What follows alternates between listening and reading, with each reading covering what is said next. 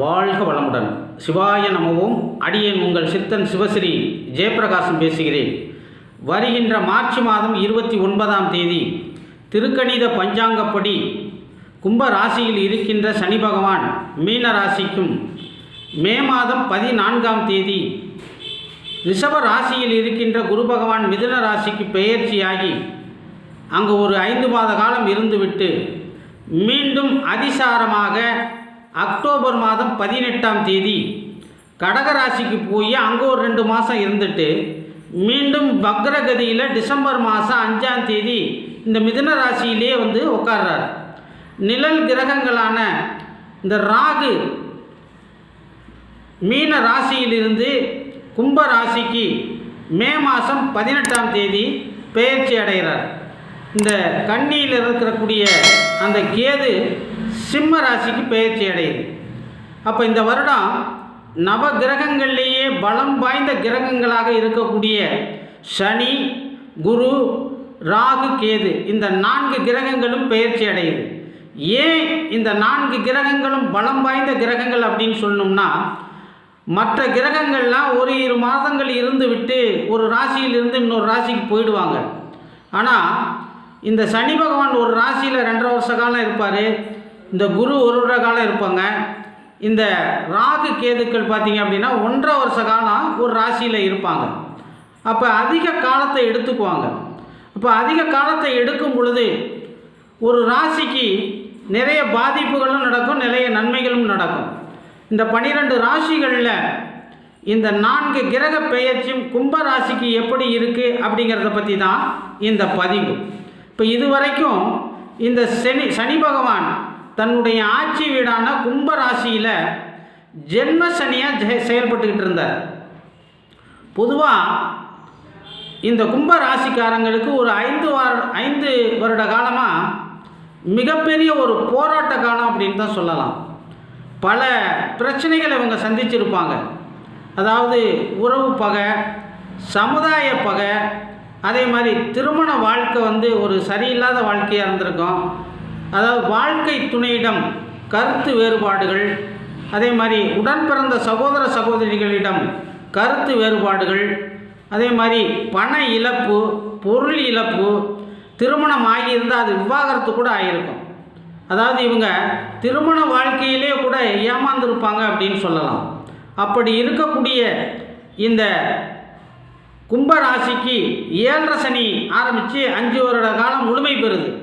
இப்போ பாத சனிக்கு போகுது. இந்த சனி பகவான் வந்து மீன ராசியில் குரு பகவானுடைய வீட்டில் உட்கார்றார். அப்போ இந்த சனி சுபத்துவம் அடைகிறார் அப்படின்னு சொல்லலாம். ஏன்னா குருவோட வீடு இல்லையா.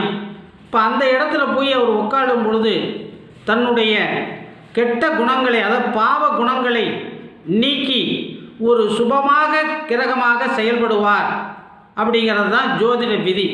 அதே மாதிரி இந்த கும்ப ராசிக்கு இதுவரை 4ல் இருந்த குரு பகவான் 5ல் போய் உட்கார்றார்.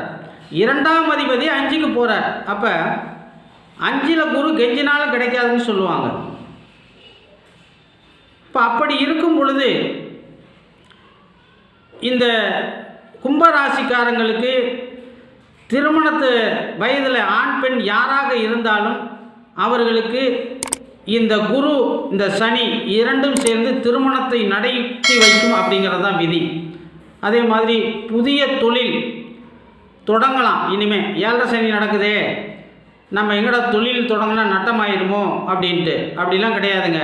உங்கள் ராசியை மிதுன ராசியில் உட்காந்து குரு 9ஆம் பார்வையாக பார்ப்பார். அப்போ உங்கள் ராசி சுபத்துவம் அடைகிறது. அதுதான் நம்ம தெரிஞ்சுக்கணும். அப்போ தொழில் நல்லா இருக்கும். இனிமேல் வருமானம் வந்து ஓரளவுக்கு உங்களுக்கு நல்ல முறையில் வரக்கூடிய ஒரு சூழ்நிலை இருக்கிறது. அதே மாதிரி பிரிஞ்சு போனவங்கள்லாம் இப்போ ஒன்று சேருவாங்க. நண்பர்கள்லாம் அவங்கள விட்டு போயிருந்தால் கூட அவங்கெல்லாம் வந்து உங்களை தேடி வருவாங்க. உறவுகள் உங்களை நாடி வரும். அதே மாதிரி வருமானம் நல்ல முறையில் இருக்கும் அப்படின்னு சொல்லலாம். ஏன்னா தொழில் வளம் பெறும். அதே மாதிரி மேல் படிப்புக்கு காத்து கொண்டிருந்தவர்களுக்கு மேல் படிப்பு கிடைக்கும். அதே மாதிரி நீண்ட நாள் நோய்வாய்ப்பட்டு இருப்பவர்களுக்கு, ஏன்னா அந்த கும்பராசியில் சனி பகவான் சென்ம சனியான் இருக்கும் பொழுது இந்த கும்பராசிக்காரங்க நிறைய மருத்துவ செலவுகள் பண்ணியிருப்பாங்க. இப்போ அதெல்லாம் வந்து படிப்படியாக அந்த மருத்துவ செலவுகள்லாம் குறைய ஆரம்பிக்கும். அதிலிருந்து விடுபடுவாங்க. கடன் வாங்கியிருந்தால் அதை கட்டக்கூடிய சூழ்நிலை உருவாகும். மேலும் கடன் வாங்காமல் உங்கள் தொழிலை நடத்துறதுக்கு ஏதாவது ஒரு வழியில் இறைவன் உதவி செய்வார் அப்படின்னு சொல்லலாம்.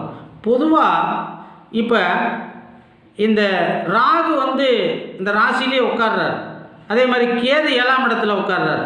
அப்போ வாழ்க்கை துணையிடம் வாக்குவாதத்தில் ஈடுபடாமல் இருப்பது நல்லது. கூட்டு தொழிலில் கொஞ்சம் யோசித்து நீங்கள் செய்யணும். ஏன்னா கூட்டாளிகள்கிட்ட சில பிணக்குகள் ஏற்படும். என்ன அவங்க வந்து முதலீடு பண்ணிடுவாங்க, ஆனால் உங்கள்கிட்ட வேலை வாங்கிடுவாங்க. அதாவது உங்களை வச்சு அவங்க சம்பாதிக்கணும் அப்படின்னு நினைப்பாங்க. அப்போ அதுக்கெல்லாம் நீங்கள் தயாராக இருந்தால் கூட்டு தொழில் செய்யலாம். இல்லை அப்படின்னா தனிப்பட்ட வாழ்க்கையில் உங்களால் என்ன முடியுமோ அதை செய்யுங்க. இல்லை அப்படின்னா ஏற்கனவே நீங்கள் அடிமை தொழில் செஞ்சுக்கிட்டு இருந்தீங்க அப்படின்னா அந்த அடிமை தொழிலை செய்யுங்க. அதே மாதிரி அரசு வேலையில் இருந்தால் அவங்க பதவி உயர்வுக்காக காத்திருந்தாங்க அப்படின்னா இந்த குரு பெயர்ச்சிக்கு பிறகு அவங்களுக்கு பதவி உயர்வு கண்டிப்பாக கிடைக்கும். இந்த 4 கிரக பெயர்ச்சியும் உங்களுக்கு மேலும் நன்மையை செய்யணும் அப்படின்னா நீங்கள் என்ன பண்ணணும் அப்படின்னா, ஏன்னா இப்போ வந்து குடும்பஸ்தானத்துக்கு இந்த சனி பகவான் வந்துட்டார். அப்போ வாக்கு வன்மை, நீங்கள் எந்த இடத்துலையும் எதை கேட்டாலும் அங்கே வாக்குவாதத்தில் ஈடுபடாதீங்க, மௌனமாக போயிருங்க. மேலும் துர்க்கை வழிபாடு, காளி வழிபாடு, வாழ்க்கையில் கீழ் நிலையில் இருக்கிறவங்களுக்கு உதவி, இதெல்லாம் செஞ்சுக்கிட்டு வந்தீங்க அப்படின்னா இந்த 4 கிரக பெயர்ச்சியும் வருகின்ற காலத்தில் உங்களுடைய எதிர்காலத்தை நல்லபடியாக கொடுக்கும். வாழ்க வளமுடன், எல்லாம் நிறைவாகட்டும், சகல ஐஸ்வர்யங்களும் உங்களுக்கு கிடைக்கட்டும். என்னுடைய வீடியோ உங்களுக்கு பிடிச்சிருந்தது அப்படின்னா லைக் பண்ணுங்கள், ஷேர் பண்ணுங்கள், கமெண்ட் பண்ணுங்கள். மறக்காமல் சிவஸ்ரீ பாலா அப்படிங்கிற என்னுடைய யூடியூப் சேனலை சப்ஸ்கிரைப் பண்ணுங்கள். பக்கத்தில் இருக்க பெல் பட்டனை மறக்காமல் அழுத்துங்க. வாழ்க வளமுடன். ஓம் நற்பவி.